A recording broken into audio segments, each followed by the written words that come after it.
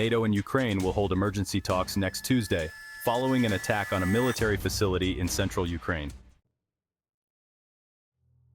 A Russian-made Oreshnik intermediate-range missile struck the facility, marking an escalation of the war that Polish Prime Minister Donald Tusk described as entering a decisive phase and taking on very dramatic dimensions as it nears 33 months in duration. In a televised address on Friday, Russian President Vladimir Putin claimed the missile strike was retaliation for Ukraine using longer-range missiles capable of reaching deeper into Russian territory. Putin boasted that no one in the world has such weapons and that Western air defenses would be unable to stop them. He vowed that missile testing, including in combat, would continue. The Ukrainian parliament canceled a session as a security measure after the attack on Thursday.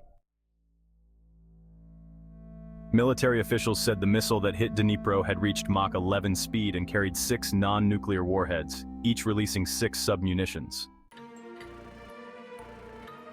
In his nightly address, President Volodymyr Zelenskyy called on world leaders to respond urgently to avoid further escalation, warning that Putin would continue trying to intimidate Ukraine.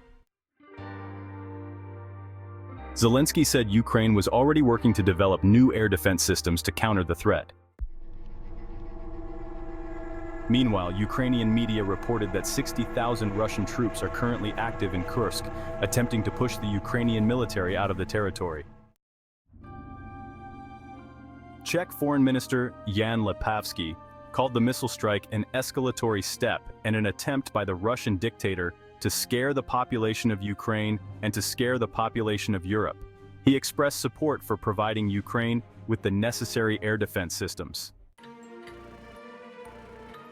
However, Hungarian Prime Minister Viktor Orbán suggested the US was directly involved in guiding the missiles, and warned against underestimating Russia's potential responses, including changes to its nuclear deployment doctrine.